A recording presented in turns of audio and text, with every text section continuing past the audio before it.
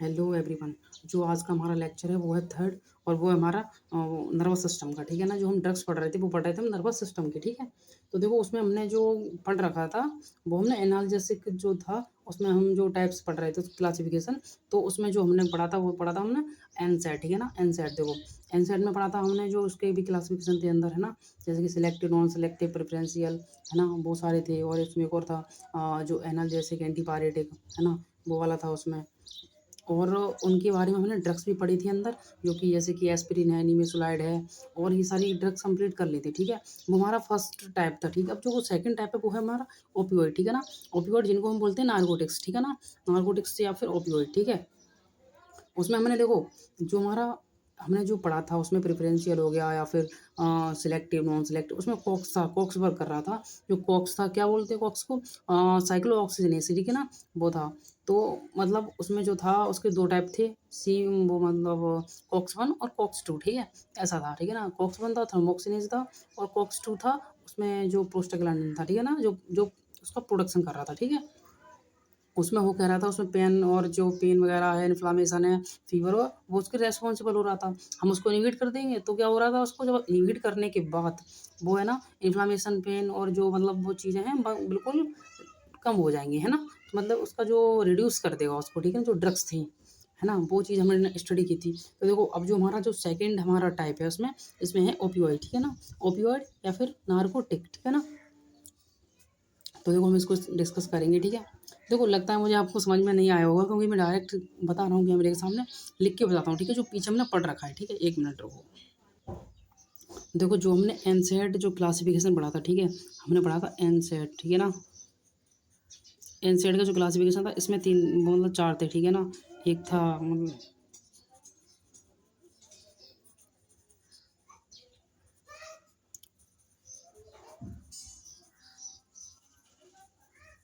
Non selective COX inhibitor था, और second था अपना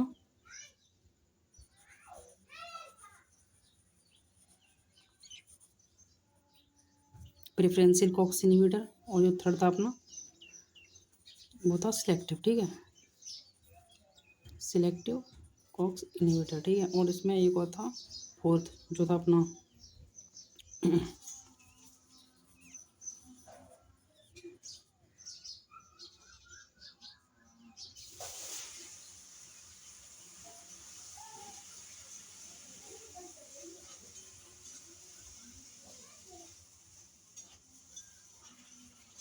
पुअर इन्फ्लामेटरी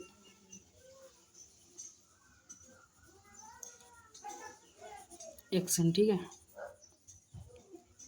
ये थे हमारे जो एनसेट का क्लासिफिकेशन था। ठीक है, अब देखो हमने जो पढ़ रखा था क्लासिफिकेशन में, तो एक था नॉन सेलेक्टिव, फिर प्रेफरेंशियल, फिर उसके बाद सिलेक्टिव, उसके बाद था analgesic antipyretic with the poor inflammatory actions. ठीक है, अब देखो हमने इसमें डिस्कस क्या किया था, इसमें जो हमने मतलब ड्रग्स को डिस्कस किया था वो एस्पिरिन को किया था। ठीक है, ये तो आपको पता ही होगा। ठीक है, उसके बाद हमने इसमें किया था निमेसुलाइड को, है ना, निमेसुलाइड ड्रग उसको किया था। और जो सिलेक्टिव थी इसमें हमने किया था सेलिकॉक्सिब को। ठीक है, और इसमें जो हमने किया था वो हमने किया था पीसीएम को। ठीक है, पैरासीटामोल। ठीक है, अब आई होप आपको समझ में आ गया होगा हमने क्या क्या पढ़ रखा है। ठीक है, आई होप आपको ओवरव्यू एकदम से अच्छे समझ में आ गया होगा। अब देखो ये तो फर्स्ट था इसमें। ठीक है ना, जो था, देखो अब हम जो पढ़ेंगे वो पढ़ेंगे हम सेकंड इसका टाइप मीन्स। तो एक ये था, अब नेक्स्ट इसका जो सेकंड है वो हम पढ़ेंगे। इसमें जो हमने करा था हमने ओपियोइड। ठीक है ना, ओपियोइड। ठीक है, या फिर बोले तो हम इसको नार्कोटिक। ठीक है ना, अब इसके बारे में पढ़ेंगे। ठीक है ना, आई होप अब यहाँ तक समझ में आ गया होगा, और आप कंटिन्यू कर सकते हैं एक तरह से, है ना। तो हम स्टार्ट करेंगे ओपियोइड। अब देखो जो ओपियोइड है या फिर नार्कोटिक है, अब हमने लिखा क्या है इसमें कि that is also known as narcotic, analgesic और ओपियोइड एगोनिस्ट। ठीक है ना, देखो एक होता है मतलब ओपियोइड एगोनिस्ट। एगोनिस्ट का मतलब है जो इसके इसके अकॉर्डिंग ही काम करेगा। एक होता है अपोजिट काम करना, एक होता है अगेंस्ट काम करना, है ना। मीन्स अकॉर्डिंग, जैसे कि मतलब एक तो होता है विपरीत, और इसके साथ साथ मतलब इसके ही साथ ही काम करेगा। इसके जैसे कि कोई रिएक्शंस होगी लेकिन इसके मतलब अपोजिट नहीं करेगा, वो चीज़ होती है एगोनिस्ट। एक होता है एंटा, एंटा मीन्स अगेंस्ट वर्क करेगा। ठीक है ना, दो चीज़ रहती हैं। तो है ये क्या है कि that is also known as narcotic, analgesic और ओपियोइड एगोनिस्ट मीन्स एगोनिस्ट है। ठीक है ना, और जो अब देखो इसमें नेक्स्ट पॉइंट है, this drug block pain signal, है ना, by binding to opioid receptor on nerve cells in the brain, जैसे कि स्पाइनल कॉर्ड हो गई, ठीक है ना, और फिर जीआई ट्रैक हो गया या फिर अदर्स हो गए, ठीक है। और देखो होता क्या है कि इसमें जो ये ड्रग्स है, दिस ड्रग ब्लॉक करेगी पेन सिग्नल को, मीन्स जो पेन हो रहा है ना उसके सिग्नल को ब्लॉक करेगी, ठीक है।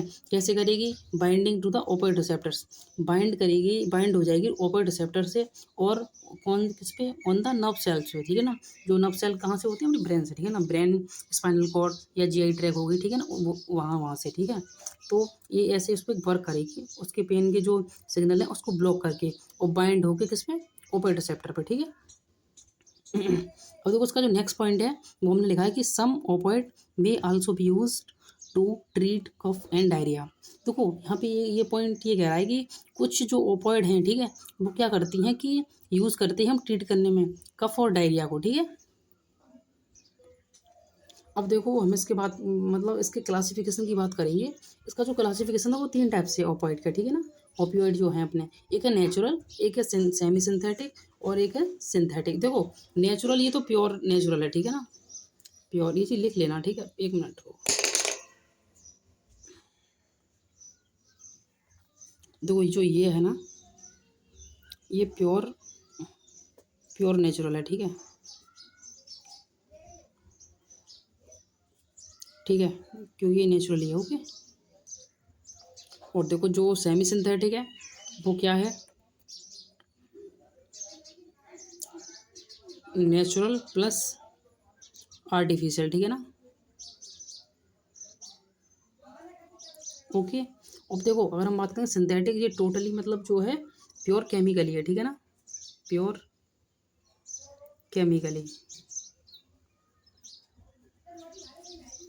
अब देखो इसमें देखो क्लासिफिकेशन जो है, जो हमारी ड्रग्स है नेचुरल सोर्सेज से होती है, जैसे कि मॉर्फिन होगी, अपनी कोडिन होगी, ठीक है। अब सेमी सिंथेटिक में क्या होता है? डाई एसिटाइल मॉर्फिन होता है, और उसके बाद फोल कोडिन होता है, उसके बाद इथाइल मॉर्फिन होता है, ठीक है। ये हमारी बात होगी किसकी? सेमी सिंथेटिक की। अब उसके बाद आता है अपना वो सिंथेटिक, ठीक है ना। अब इसमें क्या होता है? फेंटेनिल हो गया, ट्रामाडोल हो गया, पैथिडीन हो गया, और मेथाडोन हो गया। देखो ट्रामाडोल आपने ये शायद नाम सुना होगा बहुत अच्छे से, ये जैसे कि डाइक्लोफेनिक हो गया, उसी की तरह ये भी होता है एक ट्रामाडोल, है ना। तो ये भी एक मतलब पेन मैनेजमेंट में इसका यूज़ करते हैं। आपने मतलब हॉस्पिटल्स में देखा होगा इसको यूज़ करते हुए ज़रूर, लगभग 80 से 90% स्टूडेंट्स ने देखा ही होगा इसको, ठीक है। देखो अब इसमें हम बात करेंगे एक ड्रग्स की। देखो होता क्या है, देखो जब हम एग्जाम वगैरह में कैसे पूछता है कि ओपोइड पूछेगा कि opioid drugs, derive the opioid drug, ऐसे पूछेगा, ये नहीं पूछेगा कि मॉर्फिन ढाले। ये तो ऑब्जेक्ट में पूछ सकता है या फिर शॉर्ट नोट्स में पूछ सकता है, ठीक है ना। ये चीज़ हमेशा ध्यान रखना। और देखो मैं यहाँ पे जो ड्रग्स करूँगा वो एक्सप्लेन इसमें वो करूँगा।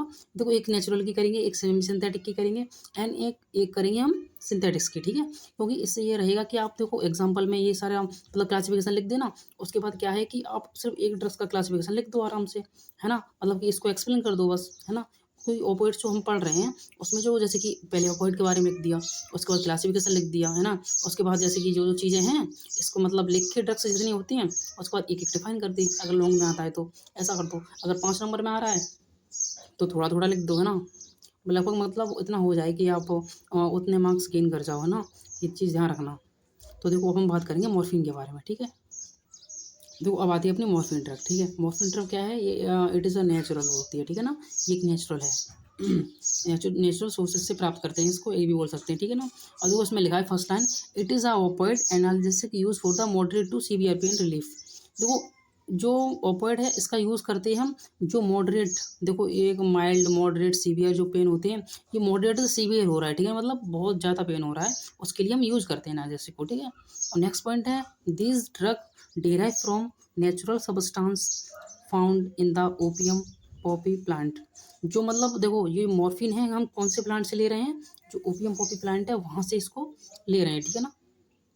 अब देखो जो नेक्स्ट इसकी लाइन है, जैसे कि this drug considered the old standard for pain management specially in post surgical setting chronic pain condition, ठीक है। देखो इसमें क्या है कि जो ये ड्रग है वो कंसिडर करते हैं old standard, consider the old standard मतलब एक ओल्ड स्टैंडर्ड से, जो मतलब कि जो ओल्ड स्टैंडर्ड है ना उससे करें, जैसे कि जो पेन मतलब पेन मैनेजमेंट का है। और देखो स्पेशली इसमें क्या होता है? पोस्ट सर्जिकल, एक होती है प्री अपनी, और एक होती है पोस्ट, ठीक है। देखो प्री का मतलब होता है सर्जरी से पहले, पोस्ट सर्जरी के बाद, ठीक है ना।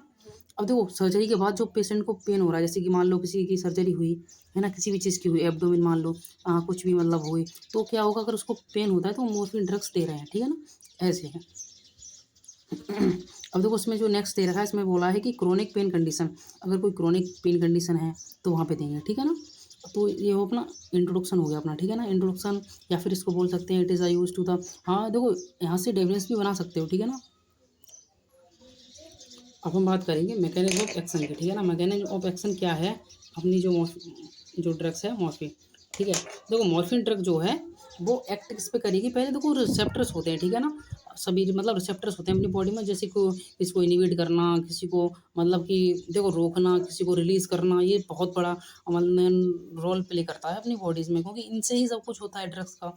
तो यहाँ पे क्या है, जो मतलब यहाँ पे कुछ रिसेप्टर होते हैं, यहाँ पे लिखा है morphine primarily act on the CNS central nervous system by binding to the opioid receptors mainly mu opioid receptors। Means क्या है कि जो मॉर्फिन ड्रग है वो एक्ट करेगी सेंट्रल नर्वस सिस्टम पे एंड बाइंड करेगी ओपियोइड रिसेप्टर को। अब कौन सा रिसेप्टर होगा उससे बाइंड करेगी, जो है अपना म्यू रिसेप्टर, ठीक है।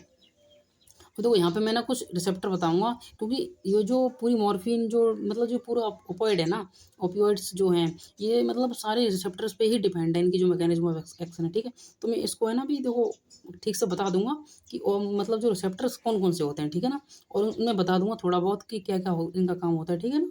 अब देखो पहले हम इसकी मैकेनिज्म ऑफ एक्शन देख लेते हैं, ठीक है। देखो जो अपनी मैकेनिज्म ऑफ एक्शन होता है, जैसे ये मॉर्फिन ड्रग है, ठीक है, ये क्या करेगी मतलब एक्टिवेट करेगी ओपियोइड रिसेप्टर को। अब ओपियोइड जो रिसेप्टर हैं वो एक्टिवेट होंगे एंड क्या करेंगे, वो एक्ट करेंगे न्यूरॉन्स पे। अब जब न्यूरॉन्स पे एक्ट करेंगे तो क्या करेंगे, ब्लॉक करेंगे कैल्शियम चैनल को, ठीक है ना, जो कि क्या कर रहे हैं, वो इम्पल्सिस का काम कर रहे हैं ट्रांसमिशन का, ठीक है। अब क्या होगा, डिक्रीज होगा न्यूरो ट्रांसमीटर रिलीज। देखो जब हम कैल्शियम चैनल को ब्लॉक करेंगे तो जो न्यूरो ट्रांसमीटर है वो रिलीज कम हो जाएगा उसका, ठीक है ना। और देखो जब कम होगा ट्रांसमिशन न्यूरो ट्रांसमीटर का, जब वो सूचनाएं जो बोले तो जो मैसेज ले जा रहा है वो नहीं ले जा पाएगा, है ना। फॉर एग्जाम्पल जैसे कि अब देखो अभी के टाइम पे फ़ोन है अपना, ठीक है ना, अब जब उसका डाटा बंद है तो मैसेज तो जाएगा नहीं भाई, कितना भी मैसेज कर लो, है ना। फॉर एग्जांपल यही चीज़ है यहाँ पे, ठीक है। यहाँ पे क्या है कि जो न्यूरो ट्रांसमीटर है वो रिलीज ही नहीं हो पाएगा जब कैल्शियम चैनल ब्लॉक हो जाएंगे तो, ठीक है ना, ऐसा है। तो वहाँ पे होगा क्या, देखो जब न्यूरो ट्रांसमीटर नहीं कर मतलब रिलीज नहीं हो पा रहा है या फिर कम रिलीज हो रहा है तो क्या होगा, पेन कम होगा, या फिर वहाँ पे क्या है कि पेन होगा ही नहीं, ठीक है ना। अब यहाँ पे मैंने लिखा है slow pen signal and cause sedative effect, ठीक है ना। वहाँ पे क्या होगा, पेन मतलब सिग्नल क्या हो, स्लो हो जाएगा बहुत, और वहाँ पे कॉज सेडेटिव इफेक्ट होगा। देखो फॉर एग्जांपल मैं बताता हूँ यहाँ पे, जैसे कि मेरी उंगली है, ठीक है ना, अब मैंने ना यहाँ पे इसको मतलब पंच किया या फिर किसी पेन वगैरह से, तो क्या होगा अगर मेरा ये रिलीज मतलब कैल्शियम चैनल ब्लॉक है ना, और फिर तो क्या होगा उसको न्यूरो ट्रांसमीटर मेरे मतलब जो इम्पल्स जा रही हैं वो सूचनाएं नहीं ले जा पाएगी ना, और ना ही मैं मेरे को फील होगा कि हाँ मेरे को मतलब पंच किया किसी ने, है ना।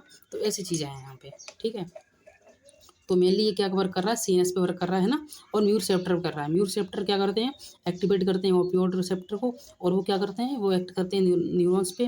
न्यूरॉन क्या करता है, कैल्शियम चैनल को ब्लॉक करता है, और कैल्शियम चैनल ब्लॉक होंगे तो क्या होगा, न्यूरो ट्रांसमीटर रिलीज है वो डिक्रीज हो जाएगा, और जब डिक्रीज होगा तो क्या होगा, पेन नहीं होगा, ठीक है। समझ में आई यहाँ तक बात, आई होप समझ गए होंगे, ठीक है ना, मैकेनिज्म ऑफ एक्शन को। अब देखो डोज, डोज क्या है इसकी मतलब डिफरेंसेस हैं बहुत सारे, तो मैं यहाँ पे सिर्फ एक डोज लेके आया हूँ, ज़्यादा नहीं, ठीक है ना। रूट है, रूट सारे लिख लिए हैं, एक दो शायद छूटा हुआ होगा, पर ना देखो मैं रूट इसके लिए लिख के लाया हूँ कि आप अगर आपको याद नहीं रहे तो आप एग्जाम के टाइम पे तो थोड़ा बहुत पासिंग मार्क्स तक कर सकते हो, ठीक है ना। पहले मैं रूट बता देता हूँ, ठीक है। रूट देखो अपना जो है ओरल है, आईवी है, सबक्यूटेनियस और एपिड्यूरल, ठीक है ना। और अगर हम डोज की बात करेंगे, डोज जो है 5 से 15 मिलीग्राम देते हैं, जो एमजी है अपनी, और इसको आईएम देते हैं, ठीक है ना, ठीक है। अब हम बात करेंगे इंडिकेशंस की, ठीक है। अब देखो हम बात करेंगे कि जो इंडिकेशन क्या है इसके, जो हम जो ड्रग्स है उसके इंडिकेशन क्या है, हम कैसे दे सकते हैं, किन किन में दे सकते हैं। तो सीवियर पेन है किसके द्वारा है, पोस्ट ऑपरेटिव के द्वारा, मतलब सर्जरी के बाद या फिर जो ओटी परफॉर्म की है उसके बाद अगर उसको कोई पेन होता है या फिर कोई ट्रॉमा है तो उसमें हम ड्रग्स को देंगे, ठीक है। या क्रोनिक पेन है, क्रोनिक पेन क्या मतलब, यहाँ पे बात की है अपनी कैंसर की, ठीक है, कैंसर का कोई पेन है उसमें देंगे, ठीक है। उसके बाद है अपना पल्मोनरी एडेमा, ठीक है, उसमें देंगे, और एमआई में देंगे, ठीक है ना।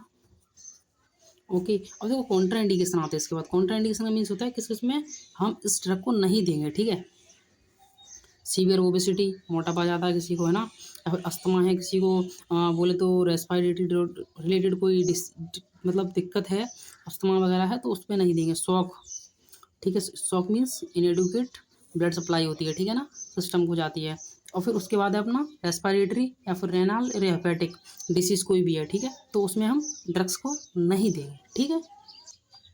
अब देखो अगर हम बात करें एडवर्स इफेक्ट की, एडवर्स इफेक्ट में क्या होगा, इसके क्या क्या एडवर्स इफेक्ट हो सकते हैं। बीपी गिर सकता है उसका, बीपी कम हो सकता है, फॉल, है ना।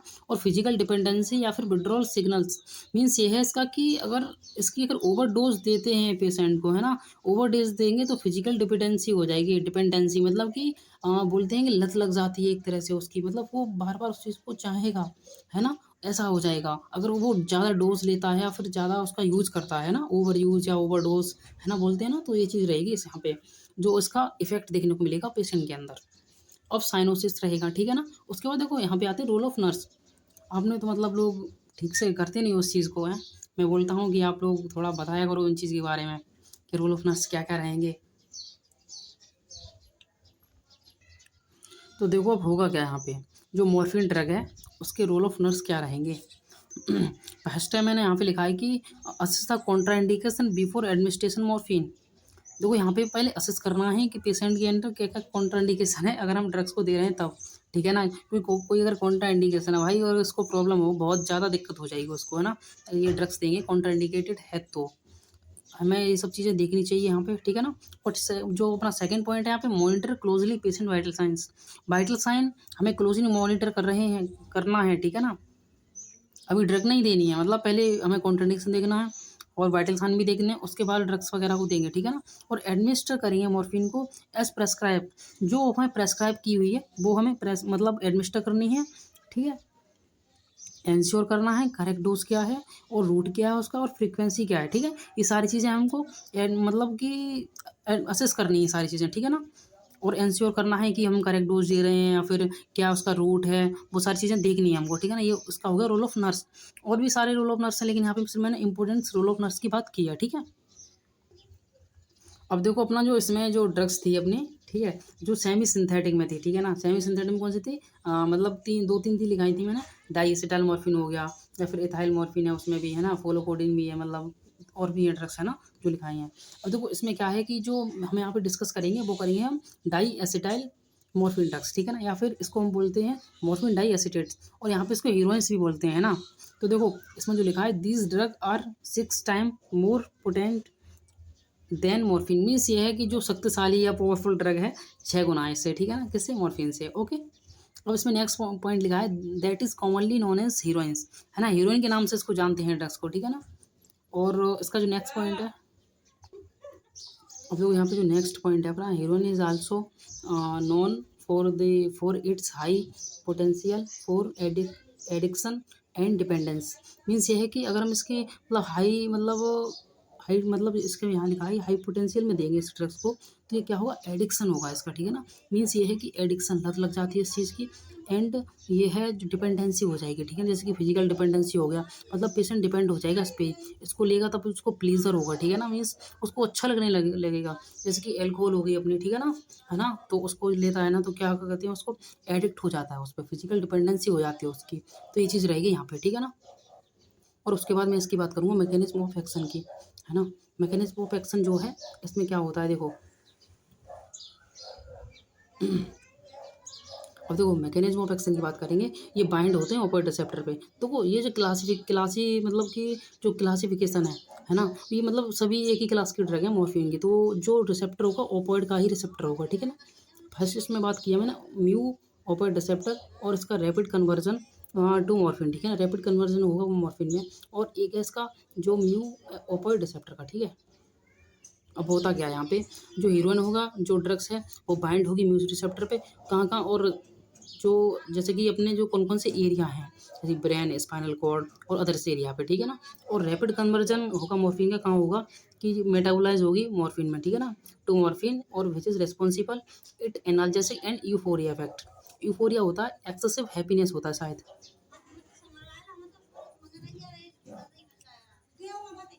हैप्पीनेस, ठीक है ना, ये चीज़ रहेगी यहाँ पे, ठीक है ना। मतलब कि जो पेशेंट है वो मतलब हंसने लगेगा, है ना, उसके अंदर इफेक्ट देखने को मिलेंगे। और भी कई सारी चीज़ें इसमें होती है ना। तो देखो यहाँ पे ये चीज़ हो गई। अब देखो नेक्स्ट नेक्स्ट स्टेप ना यहाँ पे जो डोज, ठीक है।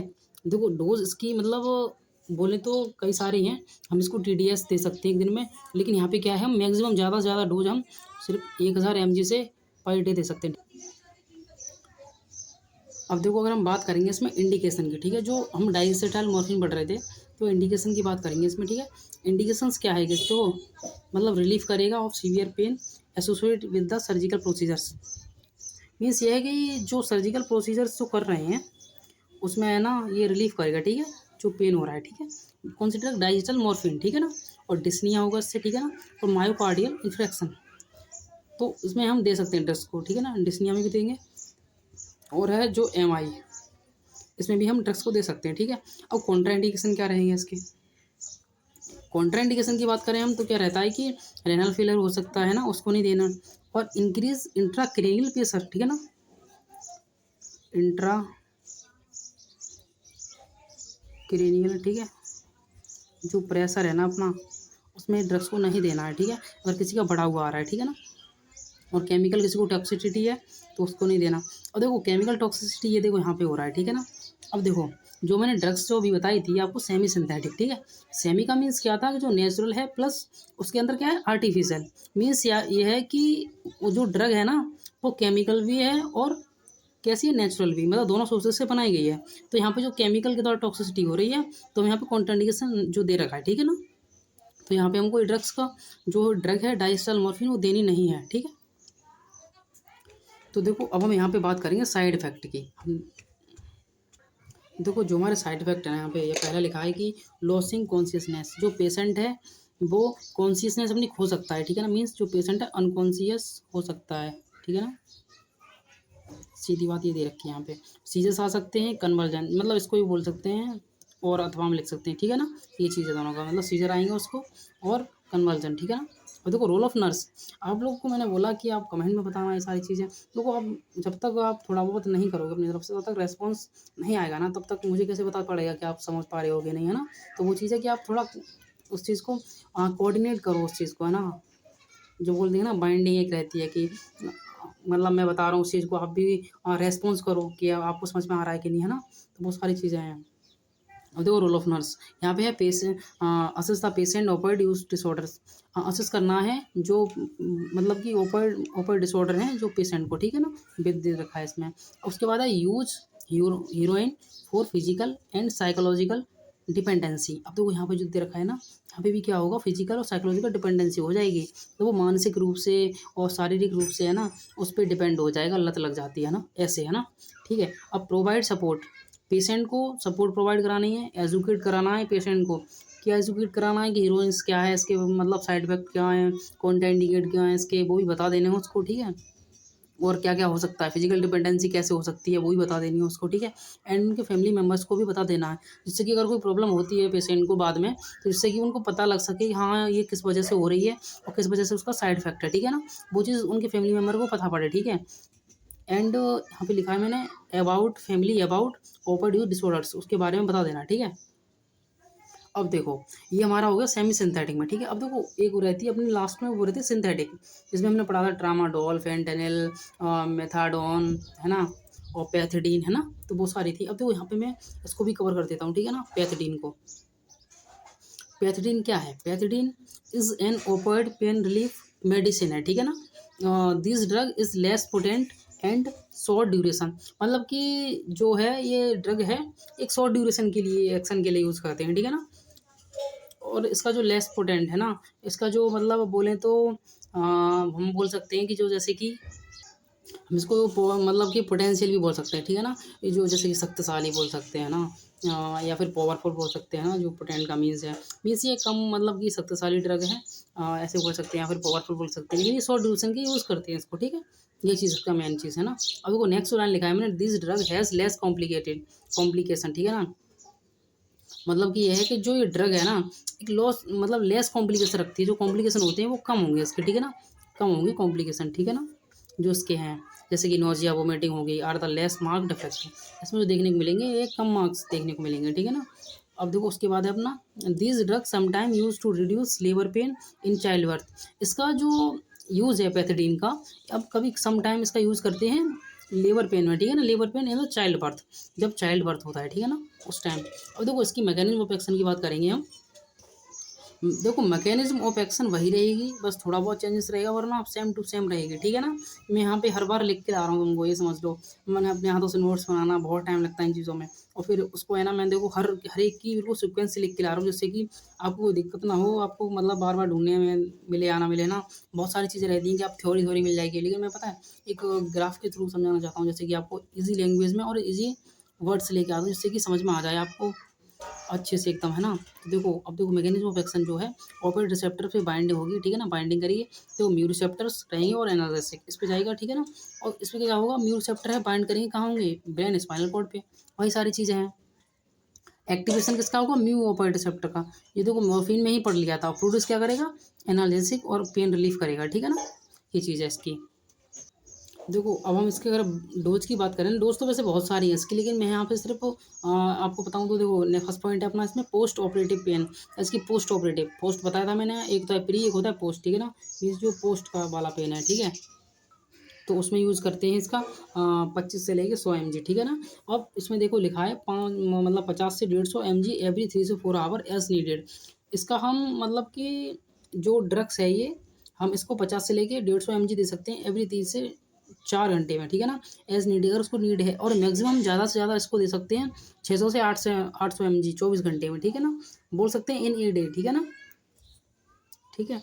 अब हम इंडिकेशन की बात करें तो short time surgery, short time जो सर्जरी होती है कम समय वाली, उनको हम यूज़ करते हैं इसमें, जो ड्रग्स यूज़ करेंगे, जो शॉर्ट टर्म की जो सर्जरी रहती है, ठीक है। और during labour pain for relief pen, ठीक है ना, मतलब कि अभी मैंने बताया था जो मतलब चाइल्ड बर्थ के, ड्यूरिंग चाइल्ड बर्थ के टाइम पे जो हम ड्रग्स यूज़ करते हैं, इसको हम कर सकते हैं समटाइम्स, ठीक है। तो इंडिकेशन ये भी हो गया।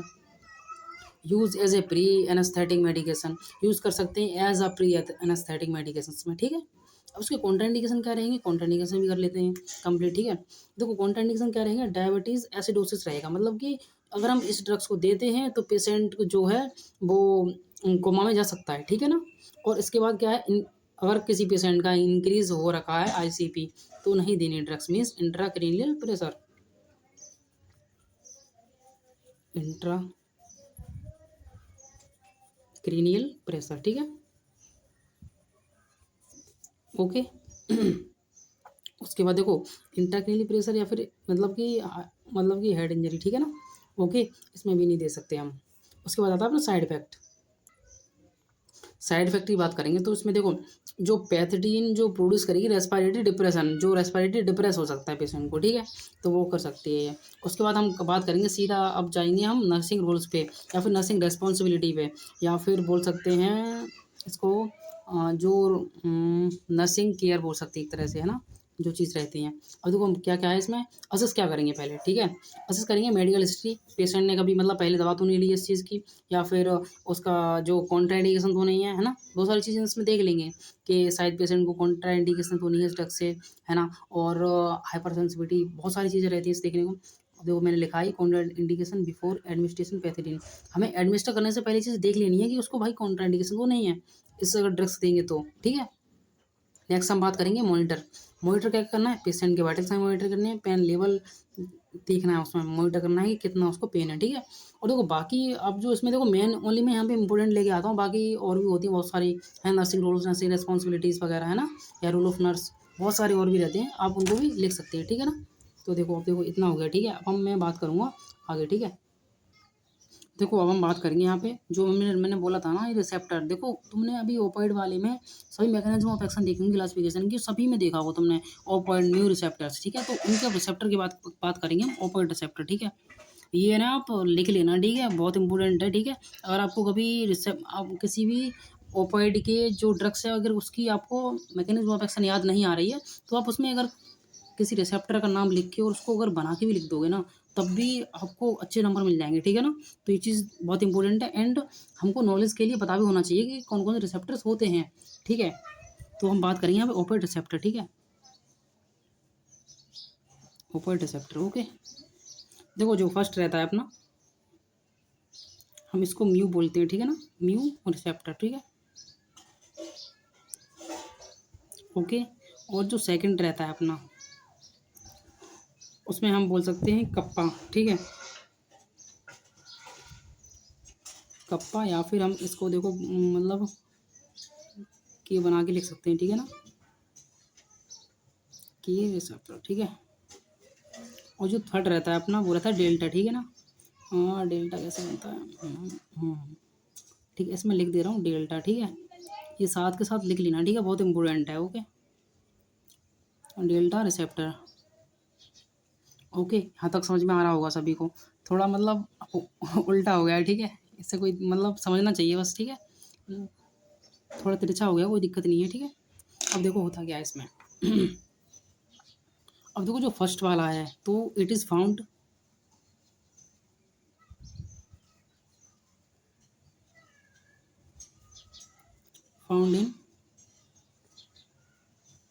इन ब्रेन, स्पाइनल कॉर्ड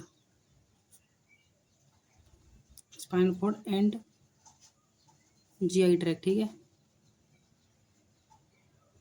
और देखो तभी तो हम इसको मतलब कि आपने देखा होगा, मैंने जब मतलब उसमें बोला था कि जो रिसेप्टर को मतलब कि ब्लॉक करते हैं ना, जैसे कि ये रिसेप्टर है, इस पे जो वर्क करेगा है ना, तो जब ये वर्क वर्क करेगा इस पे, तो मतलब इससे बाइंड हो जाता है। तो देखो जो ब्रेन है, स्पाइनल कॉर्ड है, मेन चीज़ तो यही है ना, ब्रेन और स्पाइनल कॉर्ड जब यहीं से मतलब इम्पल्स ट्रांसमिशन नहीं होगी, तो मतलब हमको पेन सिग्नल का मतलब मैसेज पता ही नहीं पड़ेगा, पेन ही नहीं पता पड़ेगा, है ना। तो यहाँ से रिड्यूस हो जाता है, ठीक है, तो इसलिए म्यू रिसेप्टर है, ठीक है। यहाँ पे कप्पा था यार, स्पेलिंग मिस्टेक हो जाती है कभी कभी। अब देखो जब हम इसकी बात करेंगे कप्पा रिसेप्टर की, तो देखो मैं डायरेक्ट लिखता हूँ, इट इज़ फाउंड आउट वगैरह नहीं लिखूंगा। तो देखो यहाँ पे लिखता हूँ मैं, it is found in brain stream, ठीक है, जो अपना हाइपोथैलेमस, ठीक है, hypothalamus and spinal cord. Okay,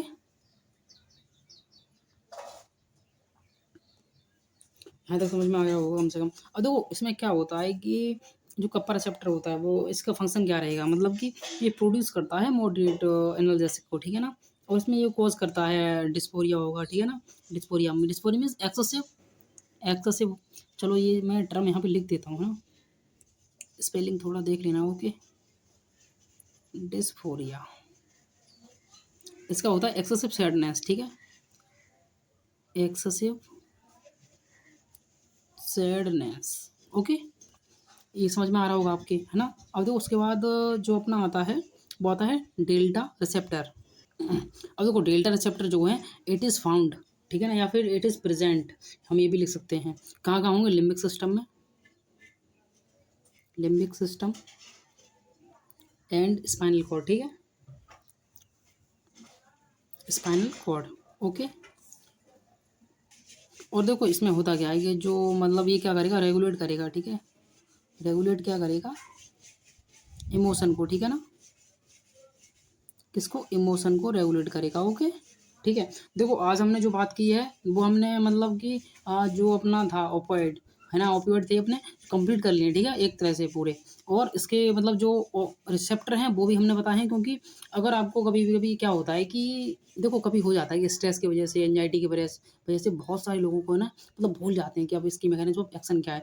exam के टाइम में वो एग्जैक्ट नहीं लिख पाते जो हमारे नोट्स में लिखा हुआ है। हम कभी कभी मतलब बहुत कम चांसेस रहते हैं लिखने के, ठीक है, लेकिन होता क्या है कि हमें वहाँ पे जो जो याद रहता है वही हम लिख देते हैं जल्दी जल्दी में, है ना। तो यहाँ पे अगर आपको रिसेप्टर भी याद है ना, म्यू रिसेप्टर है, तो मतलब ऐसे बना के भी लिख सकते हो।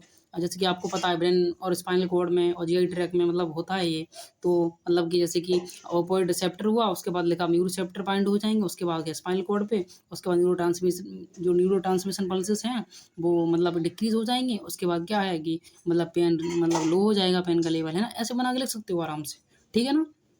तो आई होप आपको समझ में आ गया होगा। वीडियो थोड़ी लंबी हो गई थी आज, क्योंकि मतलब मैंने सोचा था पूरा ही एक बार में कंप्लीट करता हूँ, ठीक है। तो देखो मैं यहाँ पे ही ख़त्म करता हूँ इस वीडियो को। ठीक है, थैंक यू क्लास। एंड अगर आपको वीडियो अच्छी लगती है या फिर आपको थोड़ा बहुत भी समझ में आता है ना मेरा पढ़ाया हुआ, तो प्लीज़ वीडियो को लाइक एंड सब्सक्राइब कर लें चैनल को। एंड प्लीज़ अगर आपको कुछ भी अच्छा मिलता है, आपको समझ में आता है, तो कमेंट करें, ठीक है? Thank you.